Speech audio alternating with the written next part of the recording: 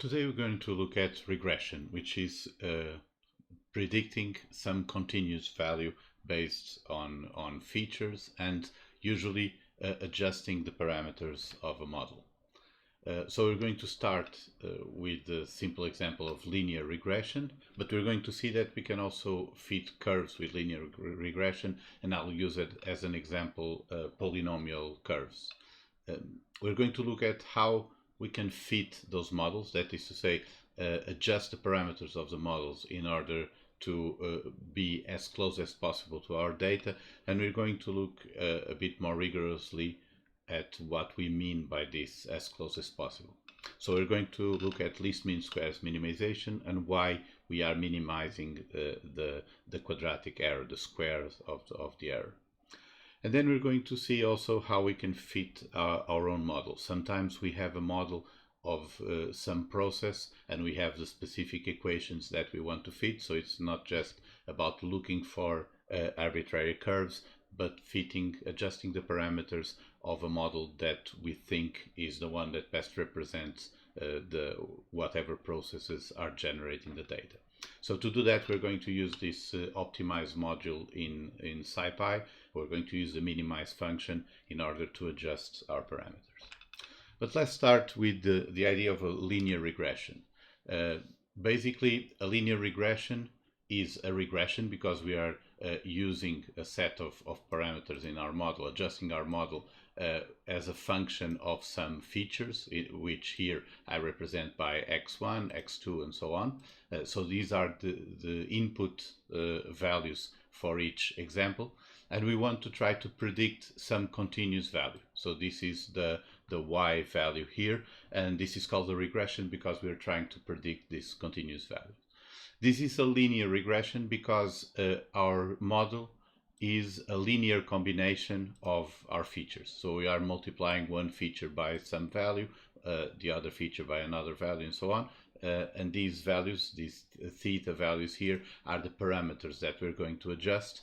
And then this linear combination will allow us to predict the target value that we want, the y there. So a simple linear regression would be a straight line where if we have a single feature here, x, then we can try to adjust this model where we're going to multiply x by the theta1, which will be the slope of the line, and then add this constant to adjust the height of the line, and this will give us the prediction of y. So let's start with this very simple model and think about how we can find the best line. For example, suppose we have these data points here represented in red, and we have many possible lines that we can find. So depending on the values of those theta parameters that we insert into our model, we can have higher lines, lower lines, and passing with different slopes and so on. So the question is, how can we obtain some rigorous notion and quantifiable notion of what the best line would be, so that we can search for the best line. Let us assume that our y value is a function f of x. So this function exists somewhere in nature, is something that relates the x to the y, plus some error.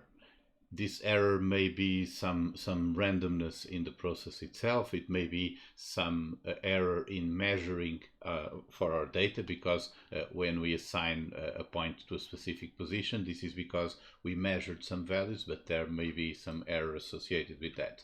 So this will be our assumption. There is some value x in nature. There is some function f that will, from x, output the y. We don't know what this function is, and there is also some error associated with these measurements and this process, and this is what will generate the y values that we want to predict. And we are going to try to approximate this unknown function. We don't know what it is, but we're going to use this g function, for example this one here, which has these parameters that we can adjust, and we're going to use it to approximate as best as possible that unknown f function that relates the features to the target values. So our g function is a function of the feature x, the input value, but also a vector of parameters that we need to adjust. And we're also going to assume that this error that affects the target variable, the y here, is normally distributed with some variance and is centered at 0. So basically, y can be higher or lower than what this unknown f function will give because of the error, but the error is symmetrically distributed around the target, the result, the output of f, and has some variance, so as a normal distribution. So if our function, our model here, as we adjust the parameters, approximates the function that we're trying to imitate in nature, then we can compute the probability of having some value y given some x as being normally distributed around what our function is predicting. So if our function is approximating this f, then the y values should be around what our function is predicting with some variation, standard deviation here, sigma, and with a normal distribution. So this is, I want to stress this, we are assuming that this error is normally distributed and it affects the value we're trying to predict. So this allows us to compute the probability of having some output there, some y value, given the feature x.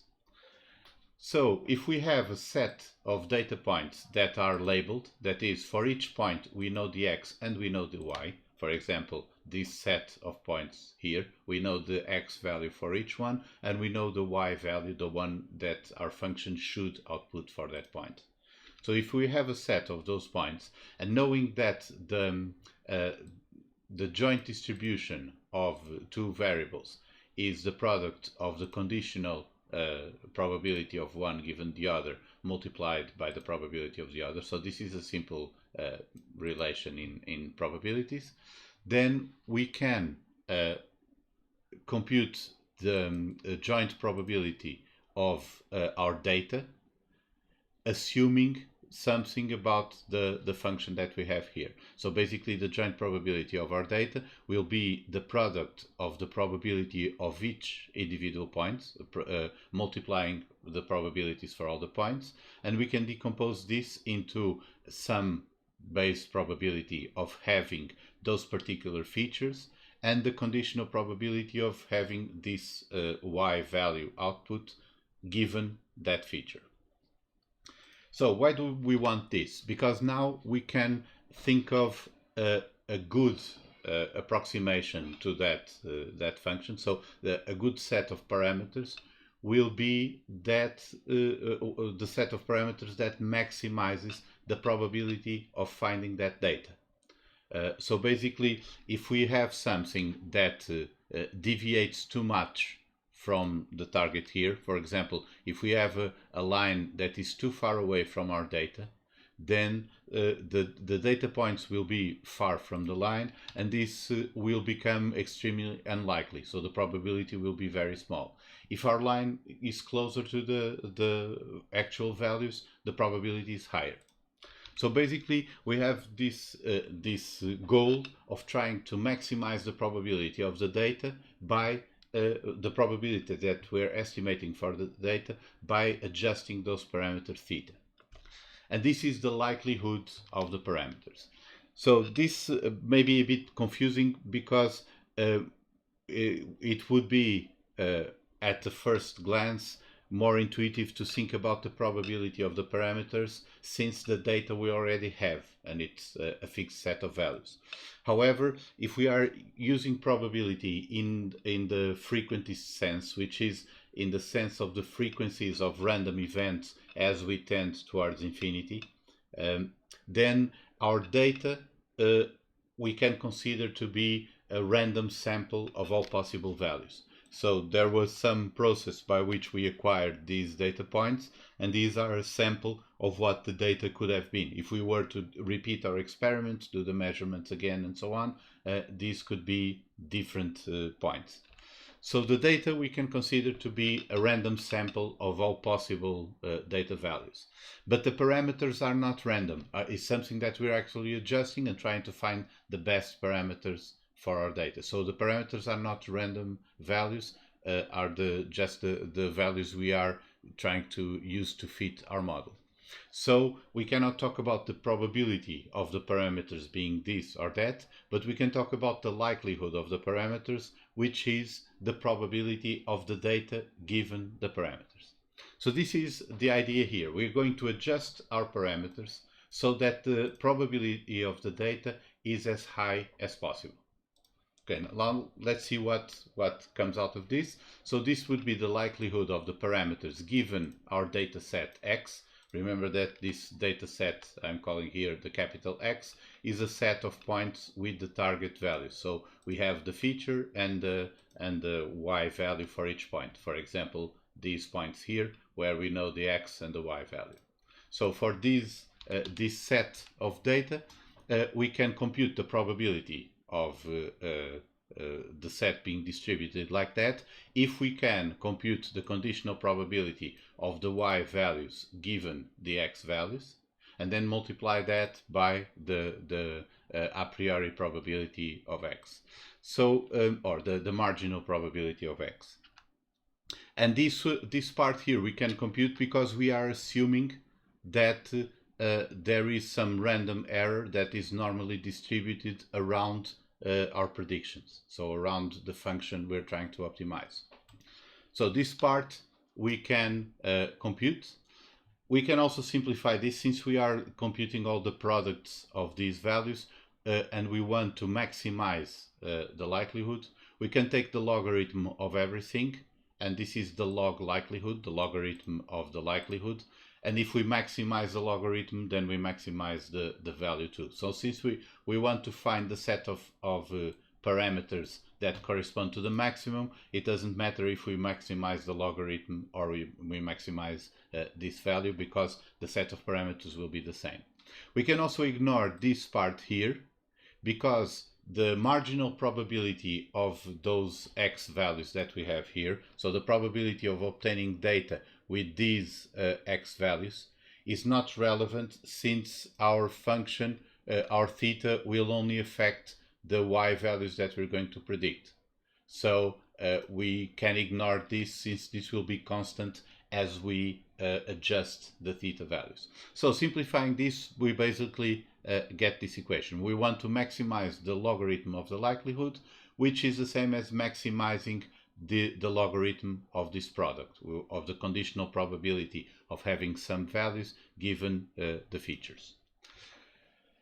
Now we can replace this expression by applying the formula for the normal distribution to our function. So remember that we are assuming that we are making a prediction based on our model with the adjusted parameters, and then there is some error that is normally distributed around these values. So if we replace that, we obtain this formula here. So this is the equation for the normal distribution, and the mean there will be our prediction given by our model with some set of parameters.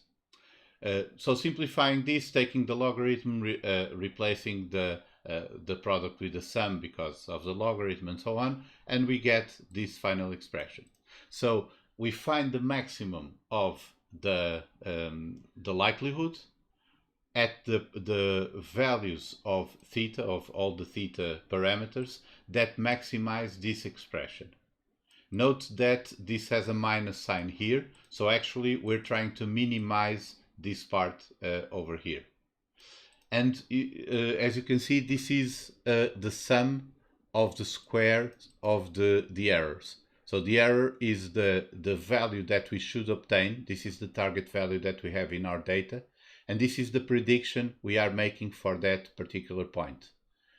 We subtract one from the other, we square this difference, and then we sum this for all the points in our data. So basically, what this means is that if we assume that our the function we are trying to approximate, the process somewhere in nature, relates y to x by some function plus a normally distributed error that affects y, then what we need to do to adjust our model as best as possible to that function is to minimize the sum of the quadratic errors between our predictions and the target values. Okay, so this is a very common target function for doing regression, which is the minimizing the quadratic error. But note that we are doing this because we are assuming that the noise, so to speak, is normally distributed and affects only the target variable. If that random noise would affect other variables or had different distributions, then the maximum likelihood solution would not necessarily be the same. So remember that even though minimizing the sum of the squared errors is something that we do in general, almost by default or without thinking, it requires this assumption behind it. So be careful in some cases where you may think this assumption does not hold, then this might not be the correct approach. So under these assumptions, we are minimizing the quadratic error. Sometimes you'll find it written like this. So instead of minimizing the total quadratic error, we are minimizing 1/2 the total quadratic error. You may see this in the literature sometimes. This is the same thing because what we want is the value of theta that minimizes this expression. So multiplying by a constant makes no difference. But this expression is more convenient when we take the derivative because that 2 there will then multiply and cut with this 1/2, so the expression becomes simpler. So either way, it's the same thing. We're trying to find theta that minimizes the sum of the squares of the errors between our prediction and the target values. So how is this done? This is least mean squares minimization. We can imagine that we can search through many different lines by adjusting the parameters, and we want to find the spot where the sum of the quadratic error is as small as possible. So to do that, we can visualize, to understand what we're doing here, we can visualize this surface defined by the error value, the total quadratic error, as a function of the theta parameters that we're trying to optimize. So let's suppose we have two values of theta, and as we change theta, we can increase the error one way or the other, and there is some place here where the error is minimized. So depending on how we change these parameters, theta 1 and theta 2, the error will change too. And what least mean squares minimization does is basically start at some random point, doesn't matter where, but then check the derivatives or check which way the error function will go down, and then slide along some direction until it finds a minimum in that direction. And then repeat the process by sliding in different directions and so on until it finds the optimum spot.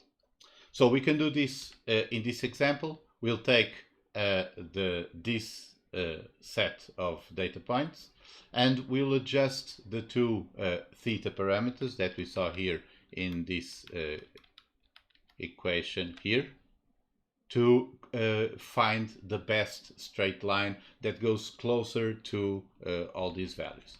So this is the result here, which is not a very good model because we're using a straight line and the points seem to curve in this way. So we cannot fit the line very well. But this is an example of a linear regression done with least mean squares optimization. So let's see if we can use a linear regression to actually fit curved sets of data. So remember that the linear regression is linear because it has this form that we saw here, where we have a set of values in the input and the output is a linear combination of these values. So that's why it's a linear regression. But we can do this with this data by expanding the data. Instead of having only one value of x, one feature inputting into our function, we can create two features. So one of them will be x, but the other one will be x squared. And now we increase our problem to 3 dimensions. We're trying to compute the value y, which is here in the vertical. These are the y values for our data points. And now the features, the input values for each of our data points are two values, one in this axis and the other in this axis. And this one is the square of that one. The scale is a bit different, but you can see the curve here. So basically, what we did is we transformed these pair of values, x, y, which are in 2 dimensions. So basically, we had an initial problem where we have only one value as input and one value as output that we want to predict.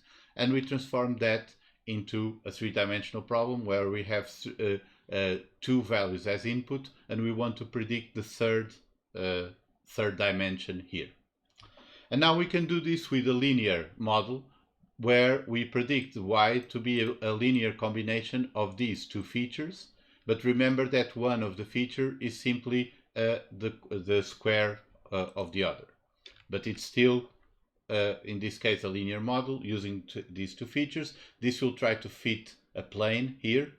So this equation is the equation for a plane. It tries to fit this straight plane to these points, because these points go up and down, but they also follow this curve, this quadratic curve here. And after we fit, we can go back to the original representation, to the original space that we had, by remembering that we only have x, but actually this is x and this is x squared. So basically this curve here intersected with the plane that we use to fit our data will now result in this line. So this would be the line that we have. It's a curve, but the model is itself a linear regression also. So we can imagine that we are doing a linear regression by first doing a nonlinear transformation on our data, doing the linear regression, and then coming back to the original one. This is something that in general you don't need to worry about, because then when you're going to use the tools, you can do this simply with, for example, a polynomial fit. You can use it in NumPy, has this function polyfit, where you give the x, the y, and the degree of the polynomial, and it will give you the coefficients of the polynomial that fit the line. However, this is a useful notion to bear in mind because linear models are very optimized and very well known in general, how to solve them, how to optimize the parameters. And you can, if you need to, apply some linear model like this after doing some transformation to your data. And there are some algorithms for classification, for example, support vector machines, that do this implicitly and very efficiently. And you can, using these kind of tricks, you can apply these simple models to a wide range of problems. Okay, so but for here, in practice, what we're going to do is we're going to try to adjust different curves by using this polyfit function that fits a polynomial. So in this case, I'm going to load this set of data points here. They are in this file. I'm going to use the load.txt function we've been using so far, but in this case, the values are separated by a semicolon here. So I'm just showing this to show that you can actually use this load.txt function for different file formats. So in this case, I just specify what is the delimiter, what is the character that separates the values, and I can read this file easily. So this is a matrix that has two columns. One column has the x values, the other column has the y values. So I split it into two, x and y. I compute the coefficients for the second degree polynomial using the polyfit function from NumPy. So this will give me these three parameters here, theta 1, theta 2, and theta 3, fitting the polynomial by minimizing the quadratic error. So polyfit uses this least mean squares optimization. And then I can compute the y values given some vector of x for this polynomial by using the function polyval from NumPy.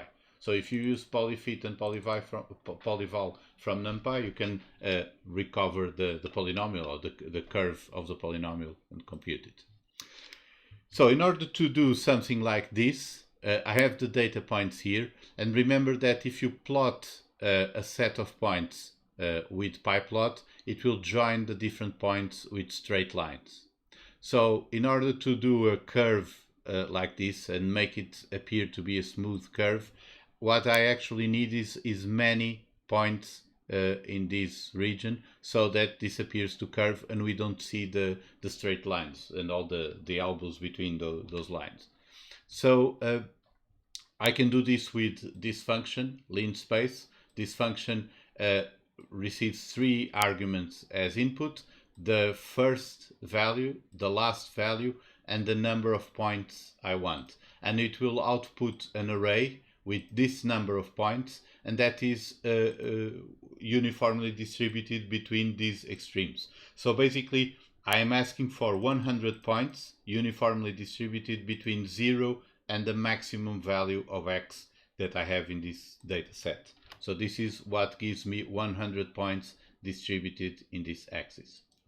And now I compute the value of the polynomial for these 100 points. So I can plot the figure in this way. I can draw red circles for the actual data, xy. So this is these dots here, red circles for these. And then I draw a line on the polynomial, the y values for the polynomial and the x values for the polynomial. Since these are 100 points, then this makes the line appear smooth and curved like this. So then I can set the limits of the graph and put the title and so on. So this is one example how we can compute the best polynomial fit for our data set and represent it. And now we can try different degrees. For example, this is degree 2. We can try to use since the same idea. So implicitly we can think of fitting with a straight model, so to speak, so a linear model, something that has curves by doing this implicit transformation to some higher dimension. And this is done in the case of polynomial regression because we are adding these terms here, x, x squared, x cubed, and so on. So we can do this for any degree of polynomial that we want, and we can keep increasing our curves. For example, we can use this model here for a degree 3 polynomial, or degree 5, or degree 15. Okay. So at some point, intuitively, this starts becoming a bit weird. So look, for example, here in this part, we have 1 point here, 1 point here, and our prediction between the two is over here. This degree 15 polynomial, in fact, goes very close to all the points and has very little error when we are adjusting. But it makes these very strange predictions here that we can start to find suspicious, because intuitively it doesn't seem that this data set will jump down here and go back up. So this is something that we're going to see in the next lecture on this part, on the data science part, so in a couple of weeks. But I want you to start thinking about this, which is when we start overfitting, when we start fitting too much to our data, and we can start to make predictions that don't make sense outside the data set. So basically, the error that we are measuring when adjusting our model, which is this training error, is very small, because we can adjust the parameters in a way that our curve fits very well to the data.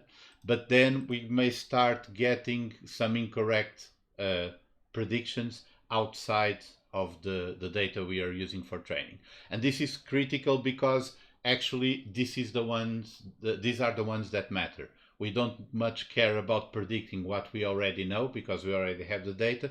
We would care a lot about predicting correctly outside the data that we have. So this is the problem of overfitting. When you have a model that once instantiated, so the hypothesis that you have, fits too much to the data with those parameters, but then starts giving you bad predictions outside that data. So on the next lecture on this, in a couple of weeks, we will start looking at how we can try to estimate this effect and try to choose a good model. But this is for one particular class of problems where we don't know what the model is. So basically, we have no idea why these points curve like this, and we're trying different polynomials to try to fit the curve as best as possible. It may happen that we have some arbitrary model in mind. So arbitrary in the sense that we decide that this must be the model we're going to use. In that case, we are not going to choose the model. We may want to estimate some uncertainty in the parameters, and I'm going to talk about that in a couple of weeks.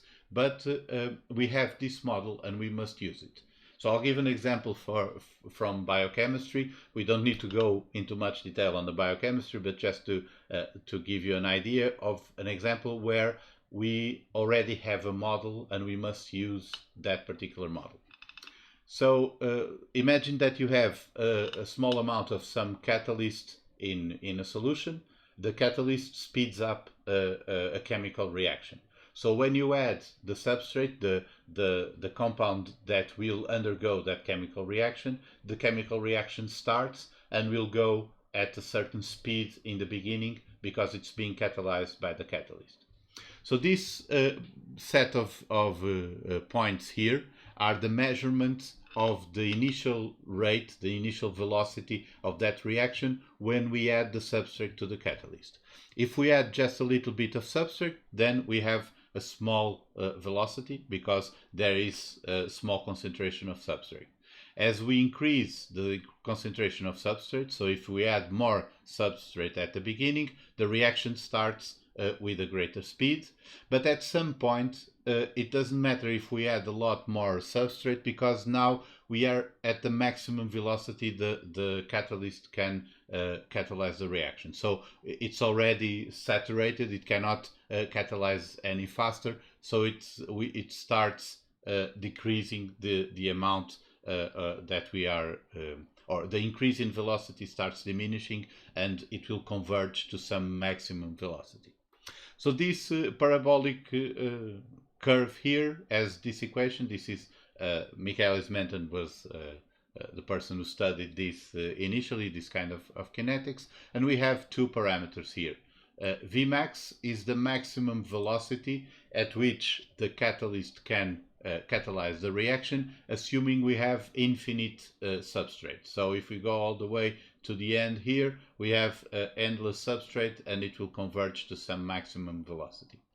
Km is the concentration of substrate at which the velocity is 1/2. So this parameter Vmax determines the height of this curve, whether it stops here or goes higher and so on. And this Km will determine this curvature. So if it's higher, the curve is less sloped. If it's lower, the curve is more sloped, because this is the concentration here at which we achieve half of the maximum velocity.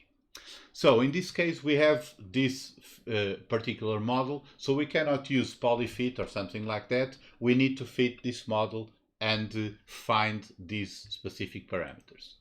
If you have a problem like this, then the general recipe is to write your cost function. So typically, if we assume that we can measure the concentration of substrate without significant error, but the error is all in the measurements of the velocity here, then we can follow that assumption that we have some prediction plus a normally distributed error, and our cost function, the one we're trying to optimize, will be the sum of the squared errors of our predictions.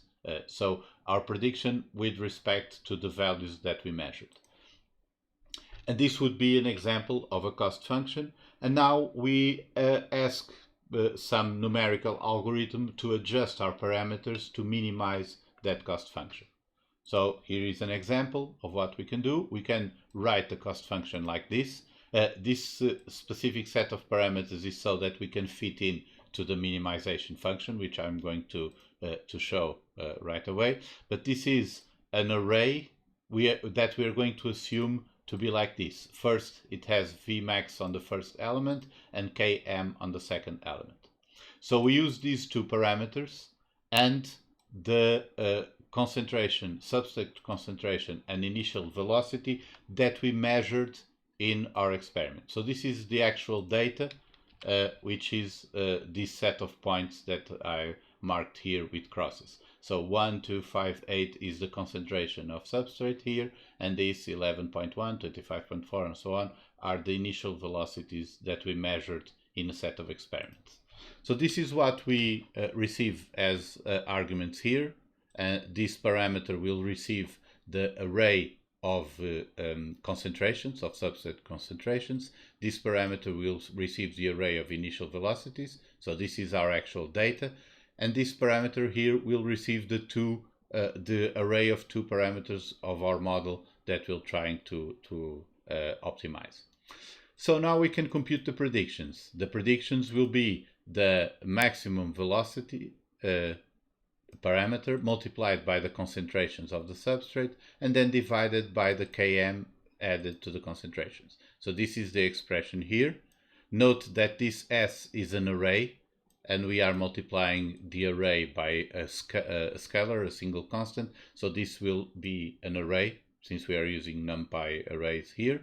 And then we're going to divide by an array of the same size, and it's going to do all the divisions element by element. And now we can sum up the error of each of these predictions compared to the actual velocity that we measured. So this is an array with all the velocities, the array with all the predictions. We subtract them all element by element, one from the other. We square all these elements and add everything up. So this is the total quadratic error of our predictions when compared to the actual data that we have. And this will be the cost that we're trying to minimize, or the error if you want. And now the actual minimization, we're going to use this minimize function from the SciPy optimized model. From this module, you can import the function. And now what this function needs is the function that we're going to minimize. We're going to give it this object here. Remember in Python that when you run something like this, you create an executable object with this name. So the function is actually an object in Python, and so you can give it to another function as an argument. So this minimize function will try to find the minimum value for this function, so the minimum value this function returns, by adjusting values in this array. I give this array with an initial guess, and the minimize function will also use this array to know how many parameters we're trying to fit. So this array has two values, so it's trying to fit two parameters. And what it's going to do is to feed into the this function that we want to minimize, so the mmCost function, different combinations of values here as the first argument, and figure out which way to go to minimize this function. We can also give additional arguments to the function we're trying to minimize. So in this case, we need additional arguments because we need the experimental data to compare our predictions to, and so we can give that as a tuple here in this argument. And we can also, if we want, constrain the values that we wish the minimize function to find. So in this case, both Vmax and Km need to be positive values. It doesn't make sense to have a negative maximum velocity or Km. So we can add this as constraints to the bounds array. this is a list of tuples. Each tuple has the lower bound and the upper bound for each of the parameters we're trying to optimize. So in this case, a none means there is no upper bound. The 0 means that the lower bound is 0 and we cannot go below that. So this is an example of how to use the minimize function. And this minimize function will now try different combinations of parameters until it finds the minimum of the values returned by this cost function. And now it returns this result object. This actually has lots of information like the number of iterations, the error at the end and things like that.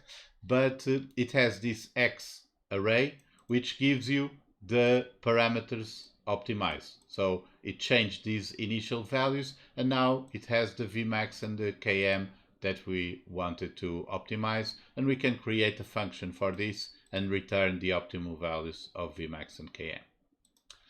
So this is what I used here. I created this set of 200 points just to plot the curve smoothly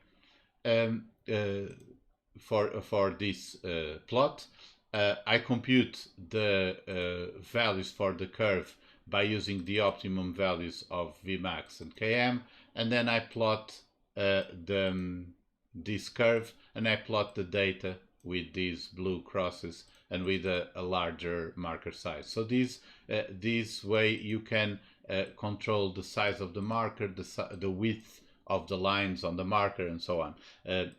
You don't need to memorize these options, but I just wanted to give this example to point out that you have lots of different options for customizing your plots. And so in this case, these are the width and size of the marker in pixels, so that these crosses are a bit thicker and larger.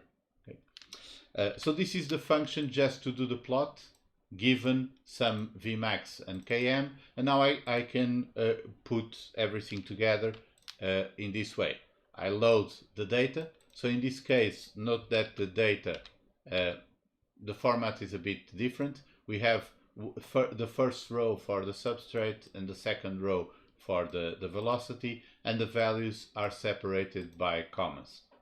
So I use load txt. This is just a different example of a different format, but now I set the delimiter to be the comma, and I call this function to adjust. That assumes that the first row of our data is the substrate and the second row of the data is the velocity. So this function will now call the minimize function with the one that computes the cost and return the optimum values. And then I can call the plot function to get this plot. So why did I do everything like this in functions? This is Jupyter is very convenient for many applications, but has one big drawback, at least in the way I see it, which is it encourages you to just write small blocks of code, and then to reuse the code you copy paste into new cells and so on. And so basically, if you start doing things a bit more complex, the code becomes quite a mess and very hard to reuse.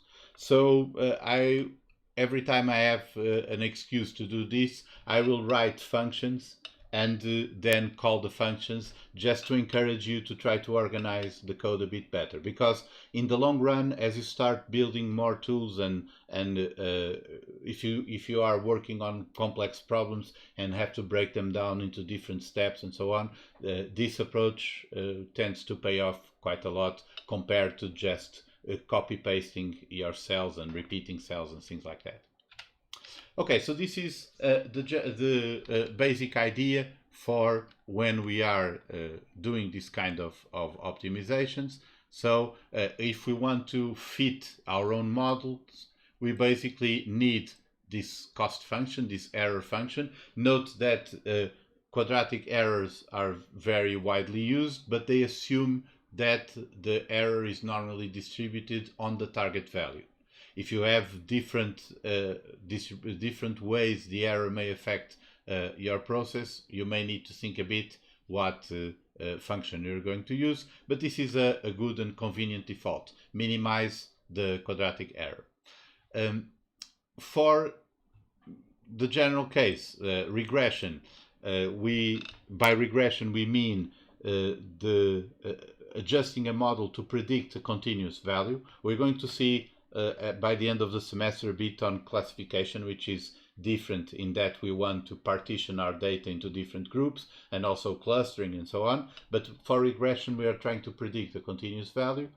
And we saw here this idea that linear regression, even though we are our model must be a linear combination of the features, because we can transform our data non-linearly and generate new features, we can actually use linear models to do things that are far more powerful than just a straight line or something like that. So polynomial regression is an example of a linear regression which can give you arbitrarily complex curves. And this leads to a problem that we're going to see in the next session, which is how can we evaluate how well our models are fitting in order either to select the models or to have some estimate of the uncertainty of the parameters. So we'll see that in further lectures. In the meantime, I'm going to put the lecture notes, this chapter, as soon as possible online. And also you can take a look at chapter 8 at the beginning. If you go to section 8.1, then this is already a part of the subject matter that we're going to see in a couple of weeks. But the beginning of chapter 8 talks a bit about regression and this kind of error measurements and so on. Okay, so that's it for now. I'm going to try to put the lecture notes somewhere during Monday, including some exercises, and then on Tuesday we can discuss this.